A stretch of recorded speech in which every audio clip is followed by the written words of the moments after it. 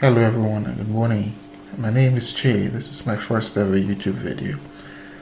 I hope it doesn't become too tedious. I intend to be as short and to the point as possible. Right, so this video is about the September 25 rapture prophecy by our beloved brother Joshua Mlakela. Now, if you think that the gentleman was hallucinating, otherwise lying, please don't waste the next 5 minutes of your life here. This video will do you no good.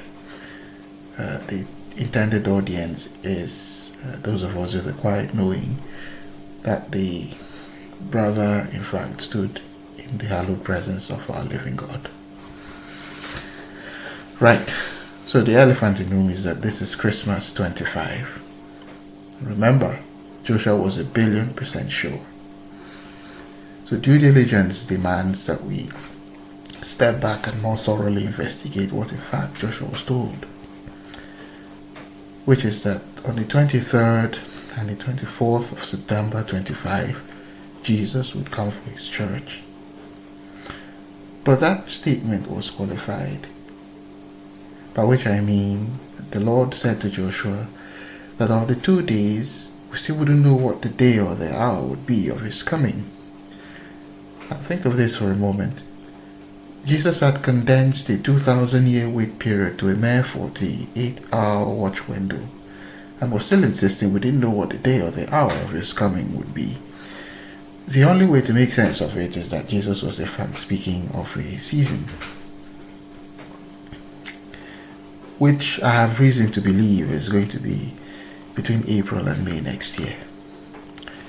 Now stick with me here. One of the references that Jesus used to illustrate the timing of his coming was the parable of blossoming figs in Matthew 24. Now we all know figs generally blossom in spring, which will fall within an April-May window. But let's get even more specific. The Lord told Joshua that from the time Israel became a nation there'd be 77 years to the Exodus. That's not a term I think the Lord used carelessly. So when we look at the Exodus story, we know that God commanded the Passover just before the final plague, which itself immediately preceded the actual exodus of the children of Israel. The Passover next year is going to be between the 1st of April and the 8th or 9th. I'm not an expert. I'm just reading off numbers from Grok. And I take the Passover based on my read of Exodus as the beginning of that countdown. Now, the Lord had said that it's 77 years from when Israel was born. We know Israel was born on the 14th of May, 48. That means that Israel is 77 years up until 14th of May 2026, when it turns 78. So that completes the countdown period from, loosely speaking, the 1st of April, when Passover begins, to the 14th of May 2026, when Israel turns 78. So then that there is no World Cup in 2026, no World Cup next year, which is the final bit of that prophecy. Now, we also know that the Lord used Noah to describe the timing of his coming. And what happened in Noah was that there were 7 days from the time the Lord locked Noah in the ark to when the judgment began. If we were to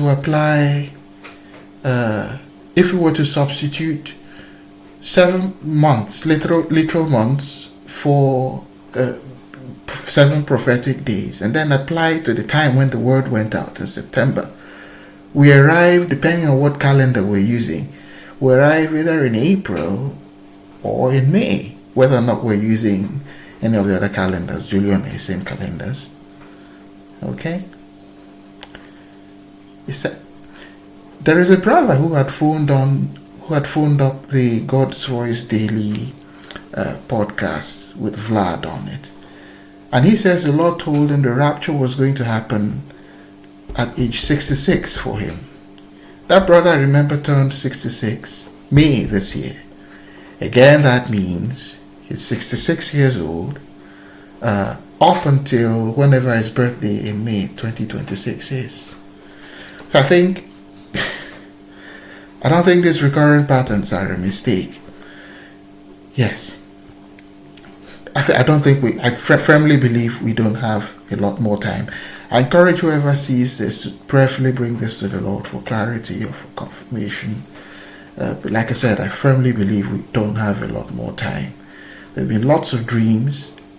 I've narrated the story of my little daughter who, October this year, had a dream that she was floated up into heaven and then walked across the golden bridge into heaven, where she saw lots of clear water, lots of beautiful buildings, lots of trees, and then ultimately we're all dressed in white robes and we're sat at Jesus' feet, sucking on a delicious, juicy orange. I don't think it's much longer until that dream comes true. For those of us who are believers, I'm encouraging us all to stand firm. And if we're not believers,